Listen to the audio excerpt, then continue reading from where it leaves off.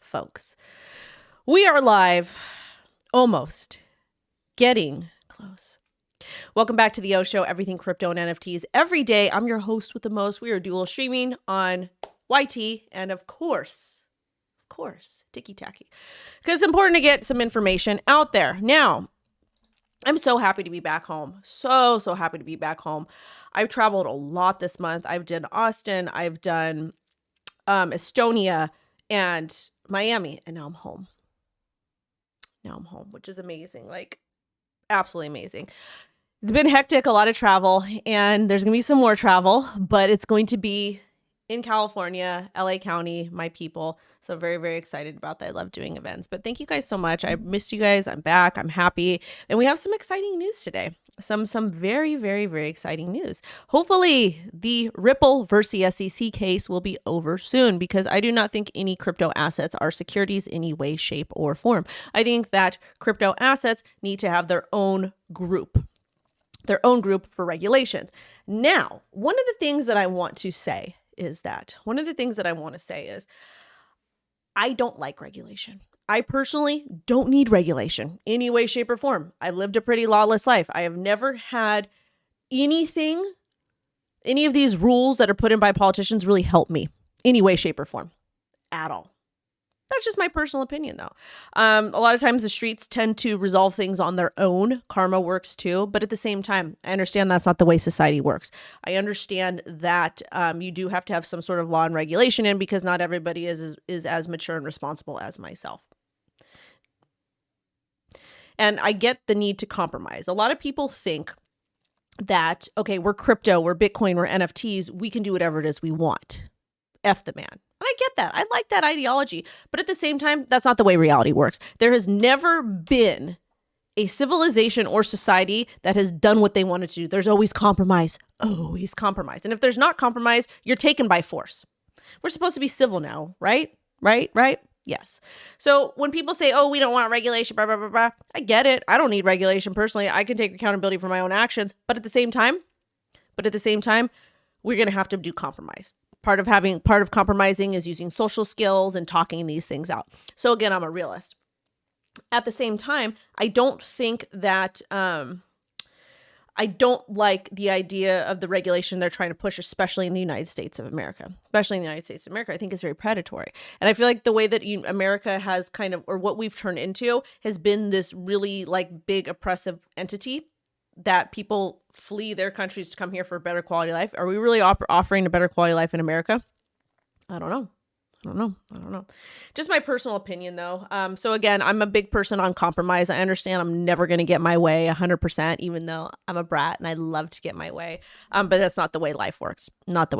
And for context here, I told my daughter she wasn't special this morning. I have a 6-year-old daughter, almost 7. Told her she wasn't special this morning. Why? Because it's part of parenting. I love my daughter. I think she's absolutely amazing. And I think she's very talented and special in a lot of things. But I refuse to have my child grow up entitled. And I refuse to have my child grow up in a world where she thinks she deserves everything in this world, because you don't.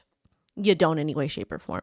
And the reason why I told that story, I think it's important context as to what we're talking about. We have a lot of Americans that think they're very entitled to many, many, many things without putting in the hard work. And that's okay.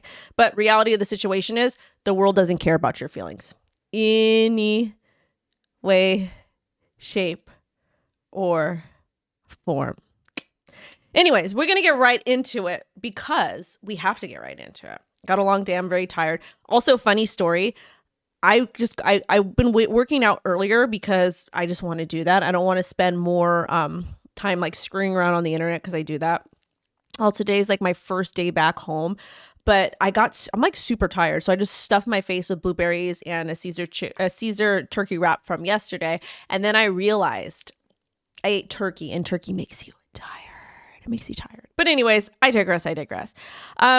Today's also a very special day. It's Bitcoin Pizza Day. We are going to talk about the XRP thing, but I do want to spend a little bit of time talking about the Bitcoin Pizza Day. Also, too, on YouTube, we have 277 concurrent viewers, 61 likes. Do not grift. Smash a like. This helps push this out.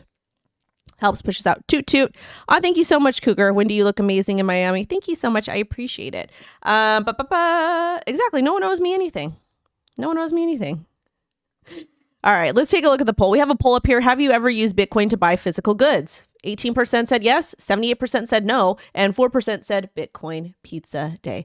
Also, too, shout out to the Pulse Chain Launch, the Pulse Chain community. I appreciate the Hexicans, and I hope you guys make a lot of money as ethically as possible, and you do very well. I rock with you guys. That's the thing about me is I don't care. I rock with people. If it's helping you improve your quality of life, I'm rocking with it. Okay. I'm not going to do pizza today because I'm big and fat and a lady's got to watch her figure. But let's talk about this Bitcoin story because this is important, okay? Without Bitcoin, we wouldn't have XRP. We wouldn't have Bitcoin ordinals. We wouldn't have NFTs. We wouldn't really have anything that we have today.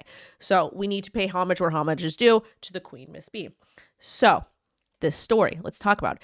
10 years after Laszlo H. bought pizza with 10,000 Bitcoin, he has no regrets. I don't have regrets for it either. I think that it's an amazing, amazing story.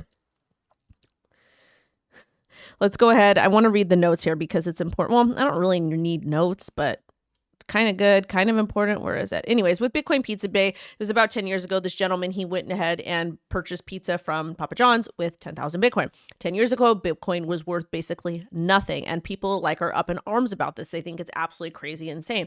But if you go back and read the Bitcoin white paper, Satoshi uses the term digital cash or electric cash. The whole purpose of Bitcoin, and again, you guys, the Bitcoin narrative changes all the time. The reason why it changes all the time is because people change and grifters continue to grift harder, which is great, fantastic, okay? But the narrative of Bitcoin has changed, and that's okay. Initially, Bitcoin was supposed to be for P2P transactions, but then it changed to you need to buy and hold Bitcoin. You need to use Bitcoin as a hedge against inflation. You need to mortgage your house to buy Bitcoin, per Michael Saylor. And we created this very toxic community within the Bitcoin maximalists that they're literally cultists, and it's ridiculous, okay?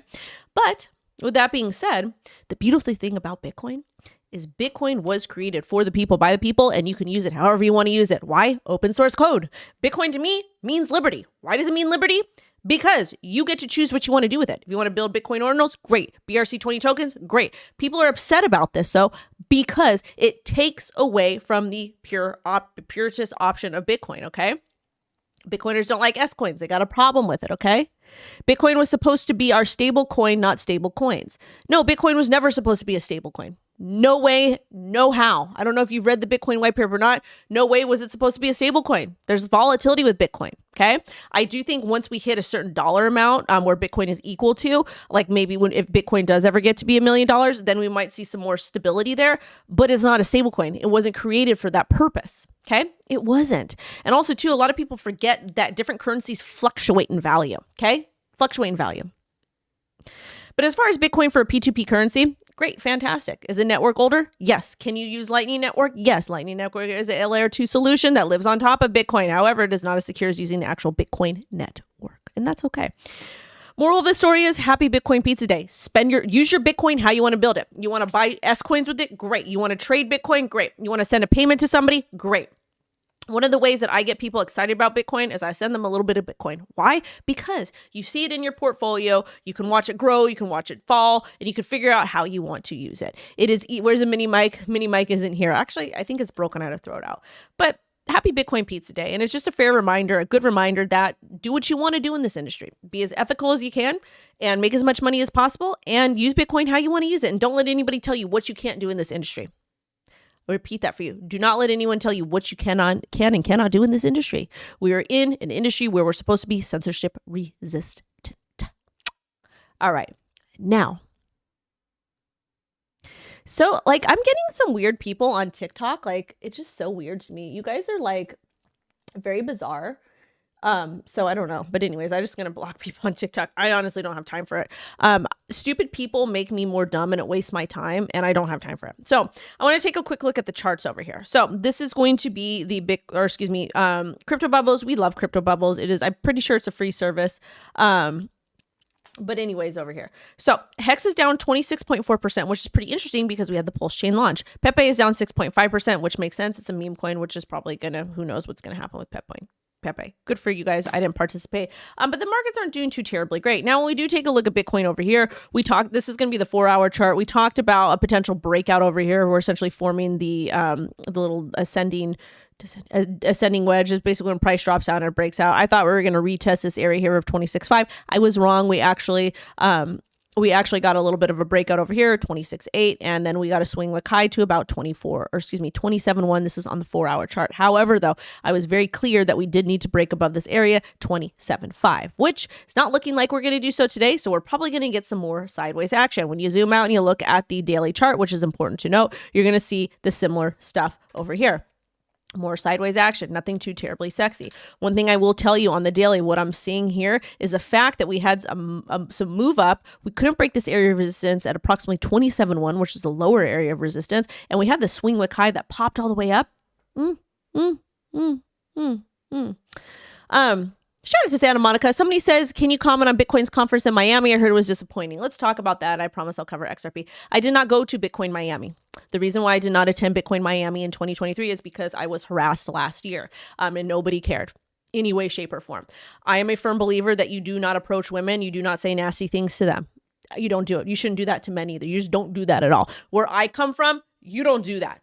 So I made the conscious choice to not go because I wasn't going to get harassed. Not going to happen to me. I'm not going to let anybody walk all over me. I'm not going to let a dude disrespect me. Doesn't happen. Not going to let it happen. Okay. Because it puts me in a really bad situation and brings back some other things that I had to deal with in the past. So I made a conscious decision not to go. I was not the only woman heckled last year. There's actually women that got it way worse than me. Pictures without consent were taken of them, posted online, and these men were being absolutely disgusting. So I decided not to go. I did, however, go to Bitcoin Builders. Amazing event, very small, very intimate. We had it was basically everybody that spoke at Bitcoin Miami there. But I will be going to Bitcoin Tennessee, Memphis, I think it is, next year. And one of the reasons why is because Udi from Taproot Wizards, they're making Bitcoin fun again with the Bitcoin ordinals. And we're starting to see more people in Bitcoin come out against the toxic maxi behavior. So I will attend an event that way.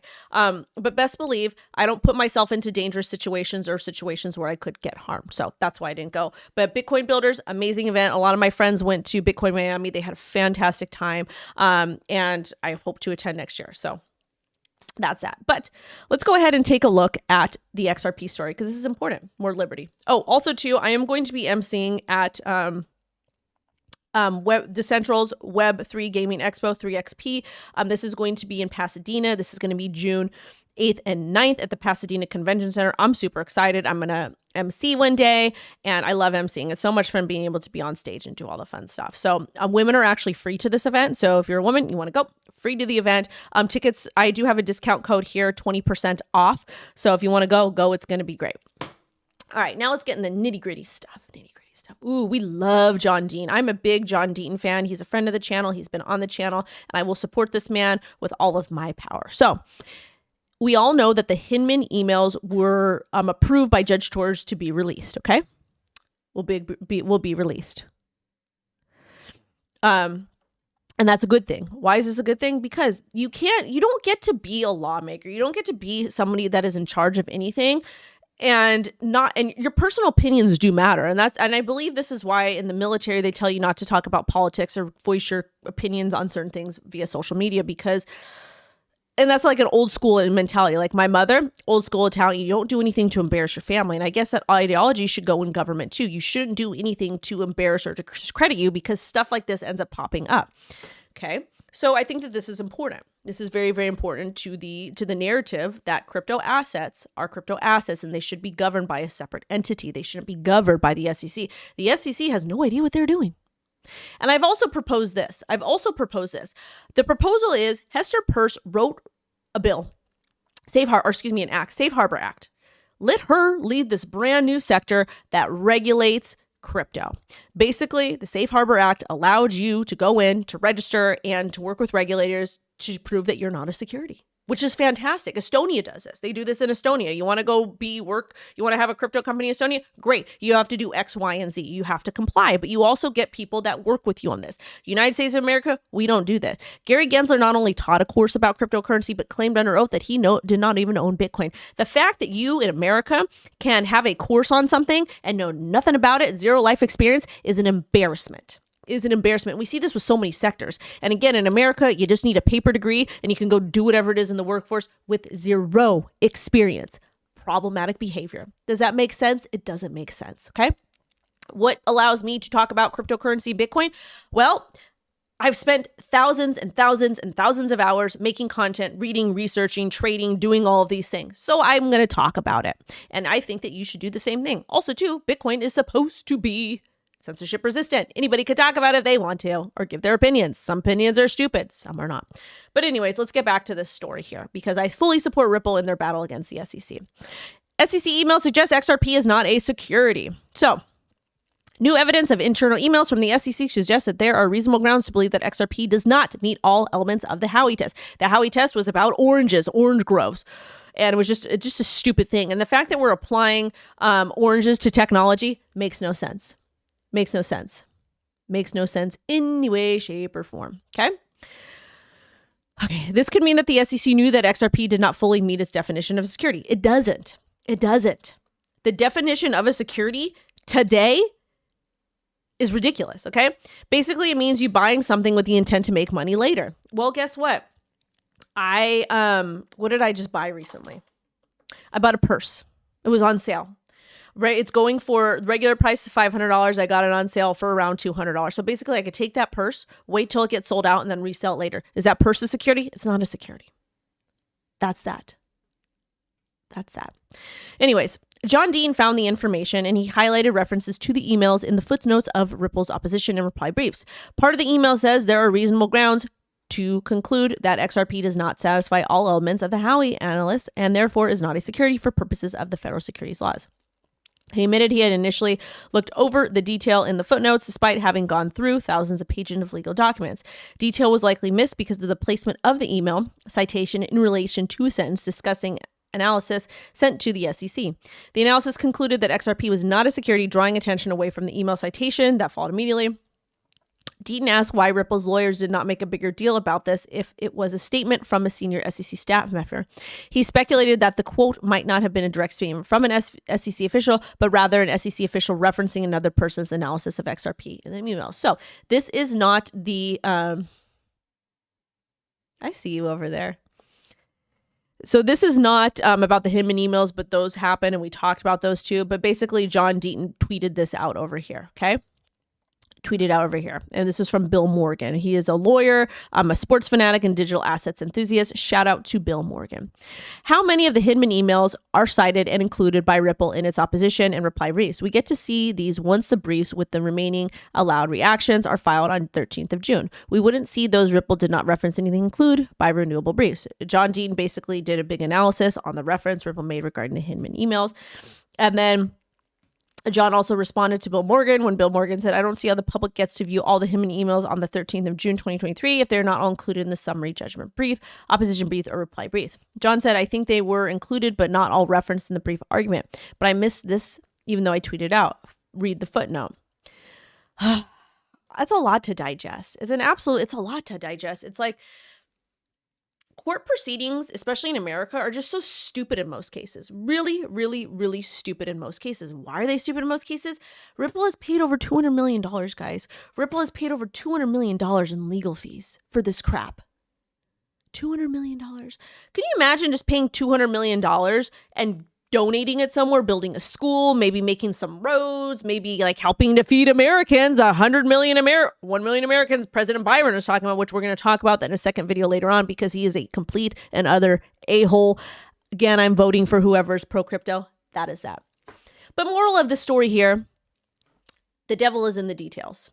Absolute details. I think that Ripple will end up winning against the SEC. Well, actually, I don't even want to say winning because it's never going to be fair. Never going to be fair any way, shape, or form, but they're going to have a shot to settle and hopefully get this over. And what I'm hoping the outcome is going to be, and I'm going to be an optimist here, the outcome, the best possible outcome to me would be some sort of clarity as to what's happening so the SEC can't blindly attack people, because I'm getting really sick of the SEC going after entrepreneurs. If you are somebody, Biden is embarrassing America. If you're a tax-paying American, a law-abiding citizen, and you want to just be an entrepreneur and build something cool, you should be able to. Thank you for the glitter badge and all the flowers. I appreciate it. But you should be able to. The fact that we're seeing entrepreneurs actually leave the country because of this stuff is really sad. What's the future of America going to look like? America was once a superpower. We're no longer that. Were we ever really a superpower? Or was it just a bunch of weird stuff? What was it? I don't even know. That's neither here nor there. All right, let's take a look. We have 447 concurrent viewers, 180 likes. I appreciate you guys. Smash the like. Smash the like. Wendy, any thoughts on a Keystone hard wallet? Let's talk about hard wallets really, really, really quick. I love Pasadena. I work there. Crypto Gamer said, I was involved in the fair Dutch auction of the Uncommon Patterns by Nullish. The floor price was 0.08 Bitcoin and has already jumped to 0.25 Bitcoin in 2 days. That's a 300% ROI in 48 hours. You guys, Crypto Gamer, I need to hire him to be my shot caller because this guy pulls up amazing stuff, like amazing finds. Amazing finds. So let's talk about hardware wallets really quickly. Everybody's like hardware wallet this, hardware wallet that. I've told you guys many, many times that the best way to store your cryptocurrency is a paper wallet, but it is a lot harder to use. People don't want to use paper wallets because they're harder to use, and that's okay. My computer went. I don't care about the price prediction of XRP. I mean, I guess I'll chart it for you guys, but a lot of you guys want insane price predictions. I'm not going to give that to you because it's doing a disservice to the actual fundamental utility of XRP. So one of the things we had with XRP when we do take a look at the Bitfinex chart over here is that we had a breakout. We had this breakout over here. We didn't get that retest down there, but we did get the breakout. Fine, fantastic. We pumped all the way up to 46 cents and now we're heading down. Right now it is going to actually look like we're going to get a retest and probably a test here at about 43 cents. Long term for XRP's price, where are we going? I've got no idea. This is going to be the weekly chart. This is going to be on Bitfinex, is one of the older crypto exchanges. Ripple did pump all the way to like $3.28 way back in the day. Wendy, do you have any beginner videos? I would love to learn. And what is a paper wallet? Brooke Lacey, you should probably go follow her on TikTok. She does a lot of really, really tech heavy stuff very, very easily. I do have beginner videos like way back when. I probably should do a course. I probably will. We'll see how that works. But as far as Ripple price wise goes, it's so unfortunate because we had this beautiful move all the way up to $1.95 back in 2021 with XRP, and we just weren't really able to get back up to the $3 area because of the actions of the SEC. I feel like we should really sue the SEC for messing with our money. Put your crypto in a wallet on Linux operating system because it is open source. That's a great idea, but unfortunately, most people don't know how to do that, which makes it a little bit complicated. But I get it. I rock with it. I'm with it. Anyways, taking a look at Ripple, I don't know where price is going to go, but right now, just taking a look at the weekly, it does look like we may get a move back down to about 31 cents. Hopefully, the lawsuit gets finished sooner. Anyways, we got to talk about Tornado Cash because this is a weird thing that happened. And it happened on a Sunday, out of all things. So, attacker takes over Tornado Cash's DAO with vote fraud. Token slumps 40%. Attacker offers to undo attack. I personally think that this was set up by the government. And it's weird. It's a really weird story. This happened on Sunday, and I don't know how I feel about it, okay? I actually didn't know that Tornado Cash had a token. For some reason, I didn't know that. But I understand why they had a token. So let's talk about why a crypto project would launch a token. Well, because money is important. People that are actively developing, that are actually contributing in crypto, where do you think people get their money from? Where do you think they get their money from? Shout out to Killer Whales. Where do you think people get their money from? I think tokens are a great way to crowdsource and to raise money so you can continue to build and do dope stuff. Because nobody ain't going to give you money. So I think crypto tokens are a great way for that. But apparently they had a token. There were some issues with that. And there was an attacker that was able to mint more tokens and manipulate the DAO. And that's problematic. One of the things that we look for on this channel is we take a look at the minting feature in the code contract. Why? Because you don't want to be able to mint more tokens. You want to be able to have that sorted and whatnot. Also, too, I want to address this thing with storing on Ledger. So Ledger's fine to store your crypto on, but understand it's kind of like a third party. Also, too, you do not have to agree to Ledger recovery, okay? You don't have to do that upgrade. However, Ledger is a third party. Their code is not open source. It's not open source.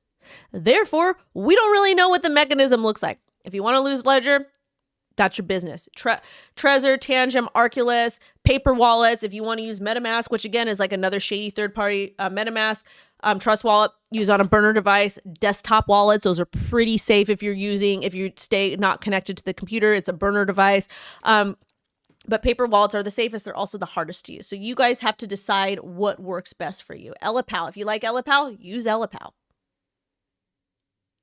Shout out to Kevin. He's dropping some bombs here. But anyways, let's go back to Tornado Cash. If you don't know what Tornado Cash is, the developer was gaffled up because of he was doing bad things, which he really wasn't doing bad things. Code is language. Stop attacking these people. But they had their DAO. It got screwed up because of this developer. But anyways, this is the latest update because I'm not going to go into this too much. But the attacker basically minted more tokens, effed up the DAOs, the governance proposal and all of that. And they submitted a proposal that would undo the changes of the DAO. If the proposal passes, the malicious code that the attacker integrated into the protocol will be removed, and the governance of Tornado Cash's DAO will go back to the token holders. Voting closes on May 26th. Tron was up 10% on the news. Hear me out here, tinfoil hat.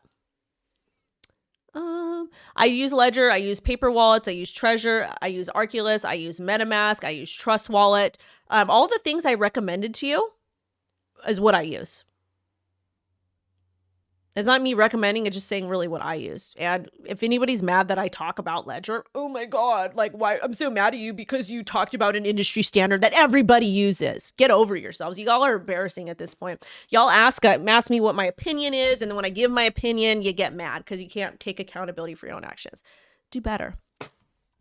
But the Tornado Cash thing is very interesting. And the reason why this is interesting to me is because this guy's been gaffled up for such a long time. And maybe it was somebody very close to him that says, you know what, maybe they're doing something to help him be. Maybe they're doing something to help him to show that he was I don't know. Maybe it's going to help his case. Who knows? We'll have to see what happens. Or maybe it was a government entity that is really just trying to destroy the operation. I don't have fuzzy socks on today. My feet are they cold? No. I'm just tired today. Need a mod? Yeah, let's get you as a mod. We'll put you as a mod. Add moderator. Appreciate you. We're going to add this gentleman over here. This very handsome gentleman. We'll add you as a mod as well. Okay, thank you. All right. Anyways, let's get back to the stuff. So that what's happened with Tornado Cash. It happened on a when did it happen? Yesterday. It happened on a yesterday. There's no stupid question. Don't ever say it's a stupid question. We're all here to learn. But why don't the exchanges securely store our crypto? So that's a great question. Ooh, my favorite question. Let's talk about it. Why don't crypto exchanges securely store your crypto? Because guess what? In the United States of America, banks are not required to keep any reserves. 0% reserve. The banks aren't required to keep your money safe. There's no laws put in place to keep your money safe. God forbid there's a bank run. God forbid there's something happening. They don't have the reserves there. We got FDIC insurance, which only accounts for, I think, like 2% in the entire funds that are put in the bank. So guess what? Now, well, because of Mt. Gox in Japan,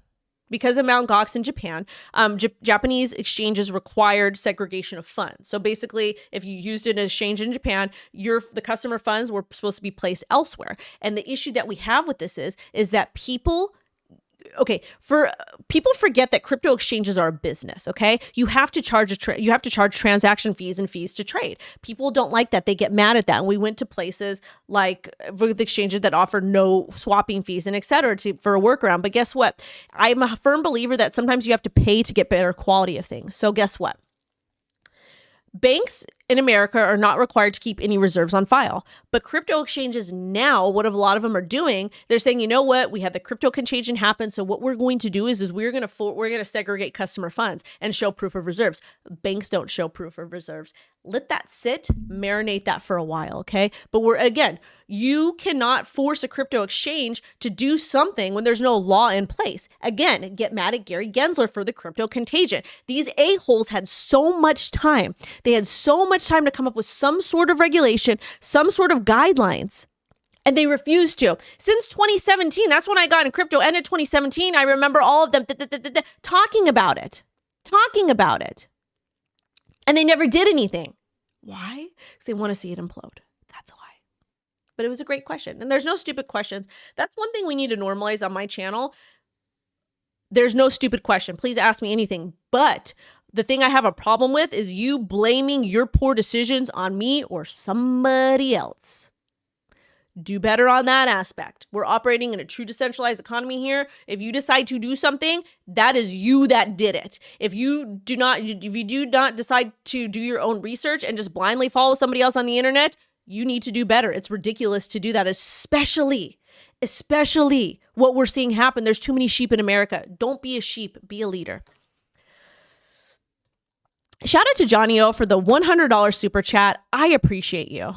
I appreciate you guys. Thank you so much. Thank you so much, Johnny O. You guys, round of applause for Johnny O. $100 super chat. All right. Somebody's doing cartwheels over here. I love the cartwheels. Over here. We love Johnny O. Also, too, somebody says, appreciate the shout out. Wendy, you know I like to be in the shadow stacking my alpha gains since 2016 when Bitcoin was $600 each. Wow. Shout out to inflation is transitory. Good morning, Wendy. Pineapple pizza today. No, I ate some yesterday. No, this is not pre-recorded. This is live. We do live things. Why do we do live things? Because I feel like I'm the only female YouTuber and crypto YouTuber that does live stuff. Thank you so much, BB Barbecue Guy.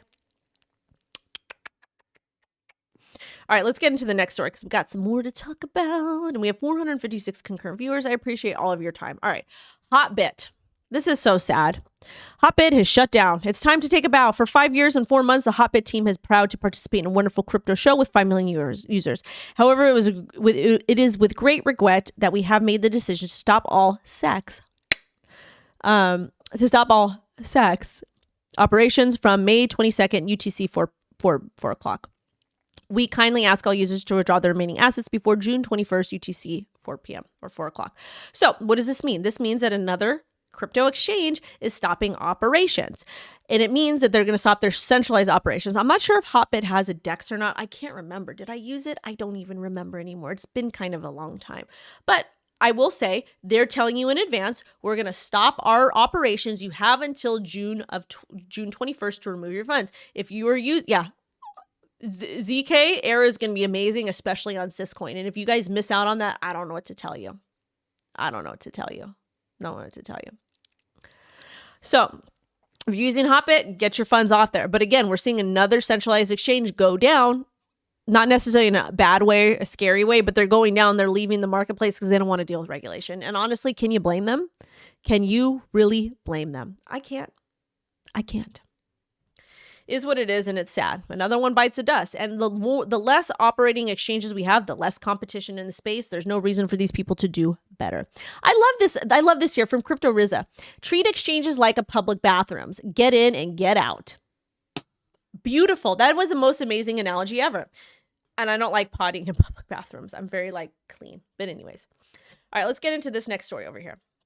Malaysia says crypto exchange Huobi Global isn't registered. Oh, also too, I got to plug that one of the partners, Fairdesk, is a partner of the show. I'm doing a little bit of trading on there. They also have paper trading, which if you're learning how to trade, you use that aspect. But the link is down below. There's no KYC, and they're offering up to 100,000 in welcome bonuses. Again, anytime you use a centralized exchange, not your keys, not your coins, understand that it's a third party, and if they go down, your funds go down too. And what you want to do with these is you only use disposable income on the platform, whatever you can afford to lose.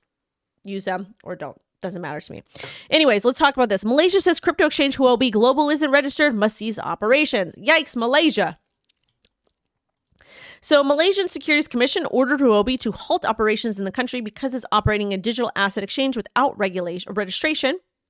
Includes disabling its website and mobile apps. Yikes, that sucks, but it makes sense. And also, too, they have to cease operations, publishing or sending ads to Malaysian investors. And urge investors to stop trading on the platform to withdraw their funds and close their accounts. The good thing about Huobi is I think they're solvent. I think they're okay, and they'll be okay.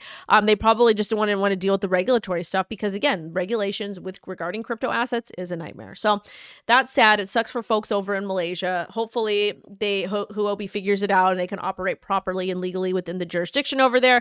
But at the same time, if you're watching this from Malaysia, please get your funds off the exchange just in case. Or if you're using Huobi to store your cryptocurrency, get your funds off. Don't store your crypto on any centralized exchange. You can, however, here's Arculus. I got to set this up today too. Anyways, let's get into the next. On with the next. I need my feet rubbed too. Gemini. Woo. Says Genesis parent digital currency group missed $630 million payment. Yikes. Huh? Jay, I have news for you, baby. I have news for you. I've been making content the entire bear market. The absolute audacity of your statement, I'm embarrassed for you. You're a grown man on the internet spreading lies about a woman. Not only that, how embarrassing for you. If you go to my YouTube, my Twitter, all my social media, you're a prime example of somebody who doesn't do their own research and just talks out the side of their neck, and you will remain in poverty. Why? Because you can't take accountability for your own actions. So please get on with yourself.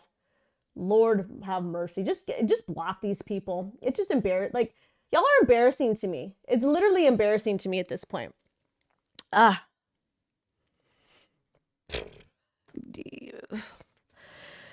Anyways, this is important because, again, Digital Currency Group and Grayscale, and also too their own CoinDesk. I work for CoinDesk, but the thing is like all of this is part of the crypto contagion, and this is dangerous because, and I actually feel the worst for Gemini about this. Well, Gemini Earn users, and the reason why is Gemini Earn was so on the up and up with their program. I use Gemini Earn, but once the Terra Luna thing collapse happened, I made a live video for you guys.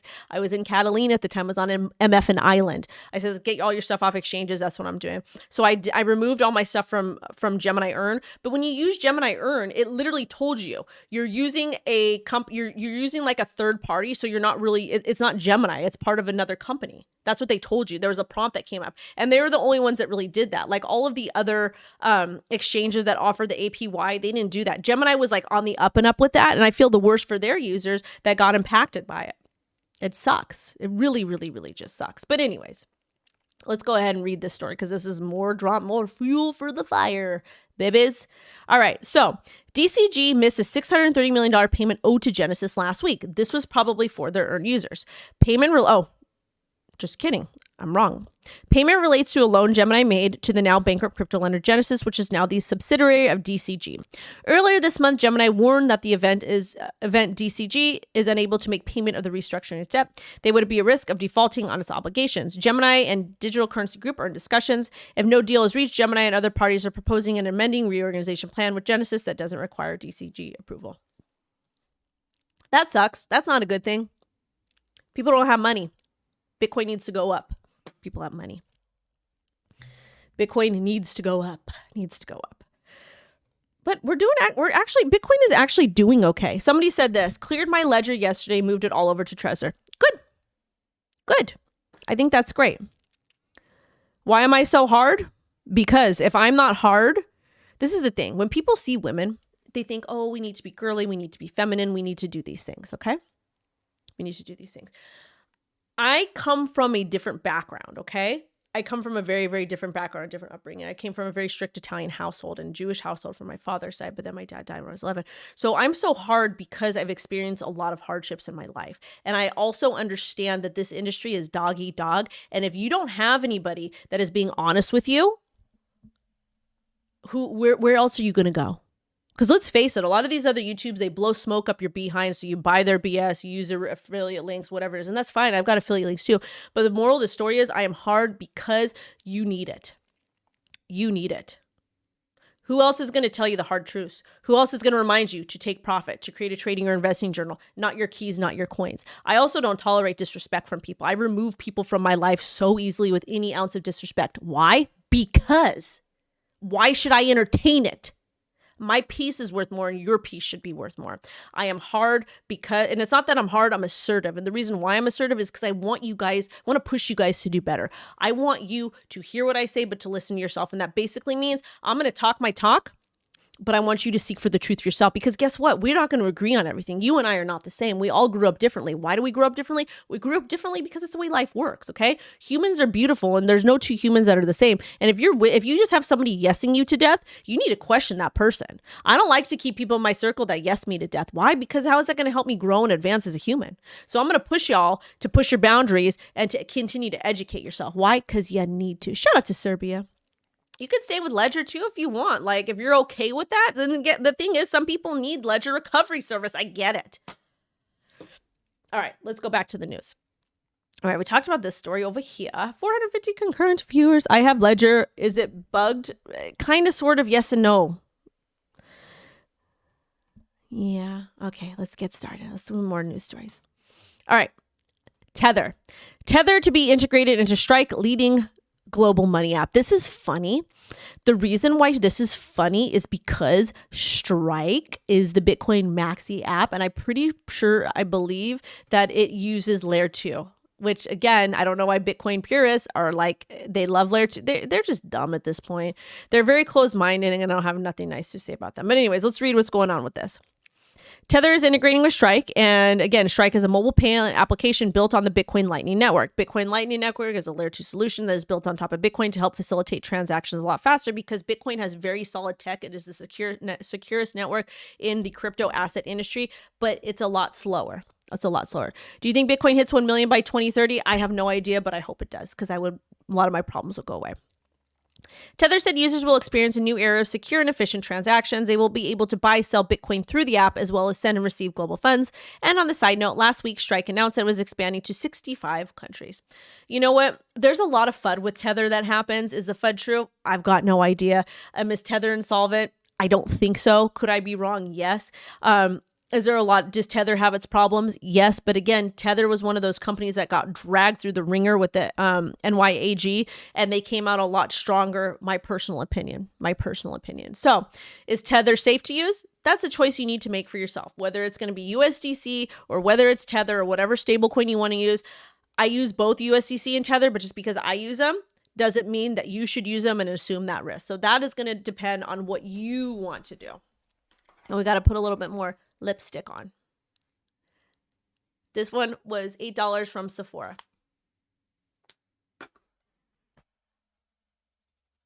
Got an itchy itch. Okay. Next story over here. So cool. Shout out to both Strike and Tether. All right. This is from Blockworks. Digital payments provider. Oh, we talked about that. This Swiss fintech platform Accreditus launches on Cardano. Shout out to the Cardano people. I appreciate you guys. I like the Cardano community, and I like to see Cardano. Cardano was one of those projects in 2017 where we didn't think was going to do great stuff, but they proved us wrong. And there's dApps, there's stable coins, there's DEXs, there's NFTs, there's all these cool things on Hit the Punching Bag one day, not today. But there's all these cool things being built on the Cardano's ecosystem, and I think it's amazing. I think Cardano actually challenges a lot of people and other crypto assets to do better and build better. Anyways, digital fintech platform Accreditus is collaborating with the Cardano Foundation. They offer fundraising, lending, and borrowing services. This is positive. This is good. We want to be able to allow more people to borrow money and lend in a decentralized manner. But I don't know if it's decentralized yet. Hold on. Cardano Foundation is one of the nonprofits overseeing the progress of the Cardano blockchain. Just because a nonprofit is a nonprofit doesn't mean they're operating for no money. They still charge money. When will we get the more punching bag action? Soon, I promise. Y'all just want to see my butt. Accreditus will deploy smart contracts on ADA to support growth and opportunities for SMEs. Retail investors and SMEs will be exposed to the easy-to-use tokenization tools to advance the fundraising procedures. Accreditus users can leverage ADA token directly to invest in small and medium Swiss enterprises. Cardano users will get access to the secondary market module of Accreditus, and this will make their holdings more liquid than ever before. Overall, I think it's good. It's good. I think it's pretty good. Cool. I like to see projects continue to build, to continue to work with other people and improve the user experience for their people. As far as a lot of the stuff that we're seeing in crypto, most of the stuff is still in beta and we're nowhere near adoption. We still have a long ways to go. But again, baby steps, and this is good. So shout out to all of the ADA holders. I rock with you guys. Now let's talk about this. All right. Apple's crypto policy softens as STEPN offers in-app digital asset trading. I'm going to go off on STEPN for a bit. STEPN was an app that was a cryptocurrency. I believe they had 2 tokens. And then they had the shoe. So basically it was a walk to earn or whatever. So basically you did physical activity and you got, you did physical activity and you got tokens. But my issue with STEPN is, well, number one, the price I think pumped to like $10 and then it dumped. It was a crypto pre-sale. Everybody thought it was the end all be all, which I made videos talking about crypto pre-sales and how to properly invest in them. If you don't get it in the initial pre-sale, you want to wait till after this thing dumps because it's going to go sideways. I don't even know what chart it is. But one of the problems I had with this platform is that the shoes were the NFT shoes you needed to participate and earn money were a lot. They're like $600 to $800. I don't know about you guys, but who can afford $600 to $800 NFT shoes? And I'm not talking about crypto people. I'm talking about regular people. No one. So that part of the business model was very, very, very, very flawed. Absolutely ridiculous. So what STEPN failed to do, they failed to hire an economist. They failed to really look at the tokenomics, and they failed to really see how this would work and play out. Okay. Why? Because that's what happens. Poor entrepreneurism. Also, too, there was a lot of very sketch behavior of people, what they were doing behind the scenes, especially those VCs that profited off y'all, which that's their business. That's fine. Part of the game. Anyways, let's talk about this. This is a good thing for crypto as a whole. And the story goes, where did it go? All right. So STEPN users will now be able to buy and sell STEPN digital assets without being forced to exit the app and use external marketplace. That's cool. That makes it easier. It's part of having a better UI UX. Okay. CEO said nothing like this has been done before, which it kind of has. Because I want to say you can use Apple Pay for other apps. I want to say crypto.com, but I'm not 100% sure. One thing I will say, though, is just because Apple allowed this now doesn't mean that they can't take it away without further notice. CEO said nothing. Okay, they claim that this is the biggest thing happening in crypto and that not many people know about it. It's really not the biggest thing that's happening in crypto, but good for you. Also announced a new integration which allows users to purchase digital assets using traditional debit and credit cards linked to Apple Pay. I mean, you can do that on an app with a debit or credit card already. So this is cool, but it's just Apple Pay. It's nothing too exciting. I don't use Apple Pay, but cool. I think it's good for adoption. Apple's App Store policies regarding buying and selling of in-game assets have been previously considered hostile by some companies. Yeah, because they wanted to take 30% of the revenue, which is very predatory. The news follows Axie Infinity becoming available on Apple's App Store, which could signal Apple is warming to the idea of allowing blockchain-based games to operate on the iPhones. I don't know. Cool. It's a cool story, but I want to see this happen with a lot more other things as well. I want to talk about this too. Oh, also too, there was some Tron news. Tron pumps, but something is happening in the background. The price has been increasing. Futures have gained around 10% in value. Oh, it's basically because funds have been transferred to different places, which accounts for 73.5% of the volume. So that's a nothing burger. All right, we talked about Bitcoin Pizza Day, the debt ceiling. We're going to discuss this. We're going to discuss this in a second video because your President Byron, is ridiculous. I can't stand all public servants. Most of them are ivory tower dwellers. But what he said in this video, basically saying 1 million Americans are going to go hungry because crypto billionaires are not paying their taxes, which is. So I made another video. Y'all can watch that. It's going to be better. But I want to talk about this. Facebook fined $1.3 billion over data transfers to the U.S. Okay, let's talk about it. This is important. All right. And the stock market is just not doing well either. All right. So Meta Facebook was fined $1.3 billion by European Union privacy regulators for sending over users' data to the U.S. They have also been ordered to suspend transfers of user data to the U.S. Ireland's Data Protection Commission, which oversees the general data protection regulation, handed down the fine for Meta. They said Facebook violated its rules requiring platforms to ensure data transfers from Europe to the U.S. have appropriate safeguards in place. They found that the platform's EU-US data flows had relied on contractual clauses that did not address the risks to fundamental rights and freedoms of users. Meta threatened to pull out of the EU last year if Ireland's data protection watchdog banned EU-US data flows. Meta has a market cap of $630 billion, and they're also going to be fighting this. You know what? Mark Zuckerberg is not a good guy. Okay. Not a good guy. And my issue is that people went after TikTok. Because of the privacy invasion. But this is a United States based company. A United States based company.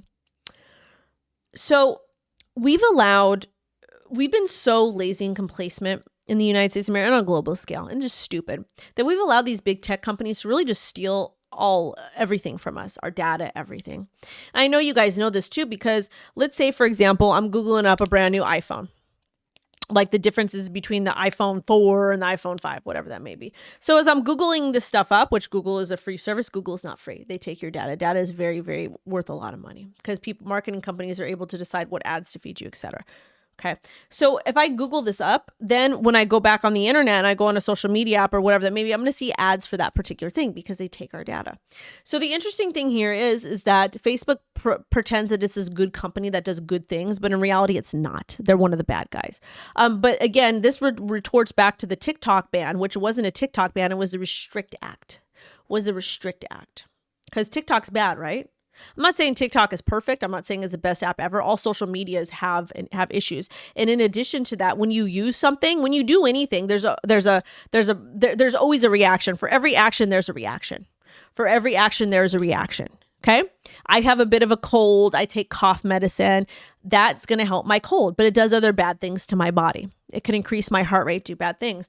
I decide to eat a cheeseburger. The cheeseburger tastes good, but it's not really good for my gut. It's not good for my health in many aspects. Okay. So when you use a social media app, you have to outweigh the pros and cons. What is going to be the effect? The effect is they get to know more about me as a person. So you need to decide as a person if that makes sense for you. Should they be sending our data out? No, but we consent to it with the terms of services. It is what it is. Nothing is free. Stop thinking things are free. The reason why people pay for goods and services is because you get a better quality in some cases if you pay a little bit, and obviously not all of them.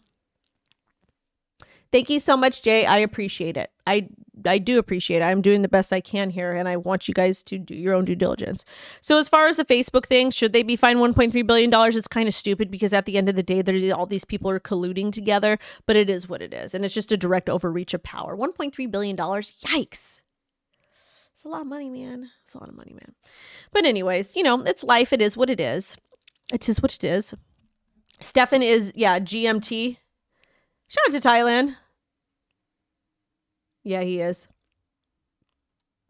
Yeah, but I feel like Stepan had like two different tokens. And it was just the way that they did it. This is the thing. Stepan is not a scam.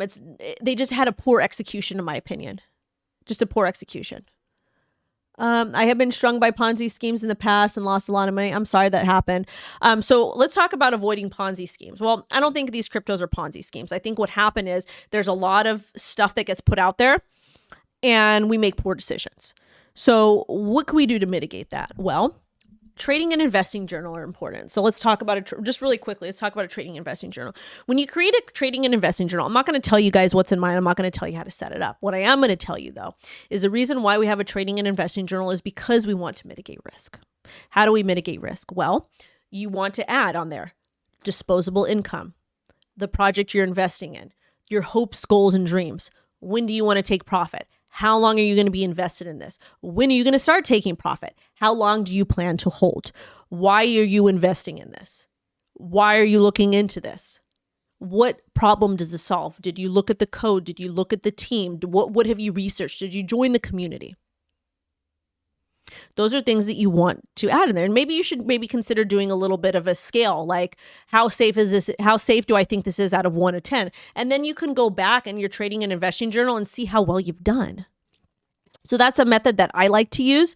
And it helps me a lot because the stuff that I'm putting money into is going to be different than you are. My risk tolerance is different than yours. And at least if you have this trading or investing journal, you can take more accountability for your own actions. Because at the end of the day, you can hear a YouTuber or somebody say, this is great. This is the next Bitcoin, blah, blah, blah, blah. But just because I say that, and I think that it might not resonate with you that way. So it is important to do things based to your risk tolerance. Like, for example, you might have $1,000 of disposable income to invest. I might have $80,000. My trading and investing strategy is going to be different than yours because I can withstand more risk or vice versa. I know it's kindergarten investing advice, but this is what it is. And some people need it. And that's okay. It's my job to remind you guys. And you shouldn't be shaming other people because I'm repeating this information. It's good. Anyways, you guys, WendyO is going to go. Am I still bullish on Wendy? Or wonky? I don't know what the hell that is. And also to you guys, if you're going to invest in meme coins, understand most of the stuff is going to go to zero. It's trash. Okay. But anyways, we're going to get going because I got to go. I'm actually going to do a tutorial for Arculus really quickly. And I need to set this up for myself anyways. But anyways, I got to go. I've got calls and meetings. I got to get my kid. We got the dance meeting tonight. I want to try to go to Pasadena to go meet up with some friends. But anyways, y'all, sending you love and light. WendyO is out. Thank you, Tiki Tacky, for watching. Sending y'all love and light. I will catch you guys tomorrow live.